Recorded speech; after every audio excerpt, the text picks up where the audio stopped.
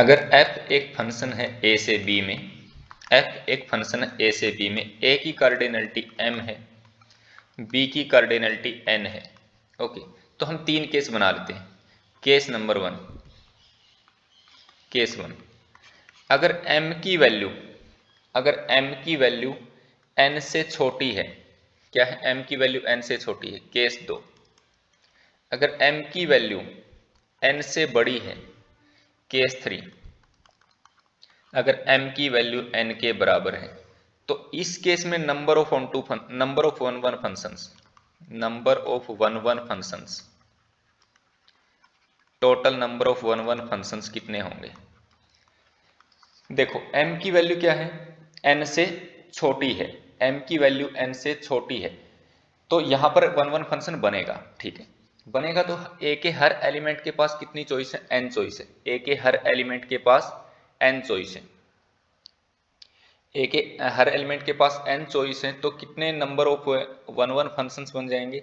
इसके केस में one functions बन जाएंगे n। ये जो n है, n में से पहले तो अपने को m एलिमेंट चूज करने हैं, अब उसको क्या करना है, उसको अरेंज करना है। तो total number of one functions बन जाएंगे NCM इंटू m फैक्टोरियल। पहले n में से m एलिमेंट चूज किए, फिर उसको क्या कर दिए, हम अरेंज कर दिए, है ना।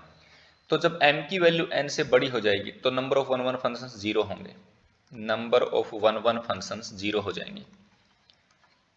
नंबर ऑफ वन फंक्शंस कितने हो जाएंगे? जीरो हो जाएंगे। इस केस में कोई भी वन फंक्शन बनेगा ही नहीं, क्योंकि a के पास ज्यादा एलिमेंट है b से, है ना। तो और सबको एक एक के भेजना है, तो a के पास कुछ एलिमेंट बच जाएंगे जिसकी इमेज हम b में नहीं फाइंड कर पाएंगे, इसलिए नंबर ऑफ वन फंक्शंस क्या हो जाएंगे? जीरो हो जाएंगे। यहां पर नंबर ऑफ वन फंक्शंस कितने हो जाएंगे? One functions, number of one functions इस केस में हो जाएंगे n फैक्टोरियल, या फिर आप इसको m फैक्टोरियल बोलो, n फैक्टोरियल को हो या फिर m फैक्टोरियल को। ऐसा क्यों है? देखो मैं एक सिंपल से एग्जांपल से बताता हूँ। यहाँ पर मान लिया a b c तीन एलिमेंट है, यहाँ पर मान लिया p q r तीन एलिमेंट है, ये सेट अपना a है और ये सेट अपना b है। तो a के पास कितनी चॉइस है? ये a p q r में से किसी एक के ऊपर जा सकता है, तो इसके पास तीन चॉइस है। इसके पास कितनी चॉइस बची? a तो चला गया, इसके पास दो चॉइस बची, क्योंकि जहां a गया है b वहां नहीं जाएगा। c के पास कितनी चॉइस बची? एक चॉइस बची। तो टोटल फंक्शंस कितने हो गए? 3 इंटू टू इंटू वन, तो ये कितना आ गया? 3 फैक्टोरियल, इस वजह से। ओके, अब मैं आपको इस केस में दिखाता हूं। अगर यहां पर क्या बोलता है, m की वैल्यू ज्यादा है, मान लीजिए यहाँ पर a b c तीन एलिमेंट है, ऐसे ये कोई सेट a है, ये कोई एक दूसरा सेट है, इसमें दो ही एलिमेंट है p q, ये मान लिया सेट b है।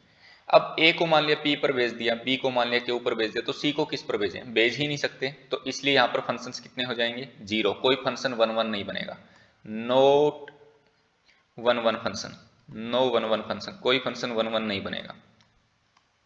तो इसलिए यहाँ पर जीरो हो जाते हैं, क्योंकि a के पास एलिमेंट बच जाते हैं।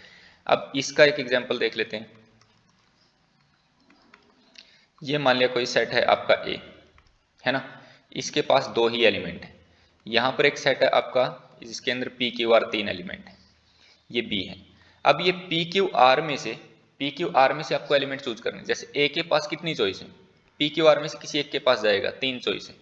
b किसके पास जाएगा? पी क्यू आर में से किसी एक के पास जाएगा, बट उसके पास नहीं जाएगा जहां a जा चुका है।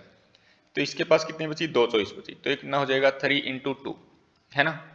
मान लिया पहले क्या किया, बी वालों में से तीन एलिमेंट्स में से अपने को कोई दो एलिमेंट चूज किए, 3c2 के दो एलिमेंट चूज कर लिए।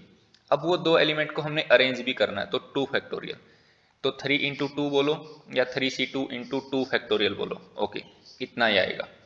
तो यहाँ पर कितने हो जाएंगे? 6 वन फंक्शंस बन जाएंगे यहाँ पर। ओके।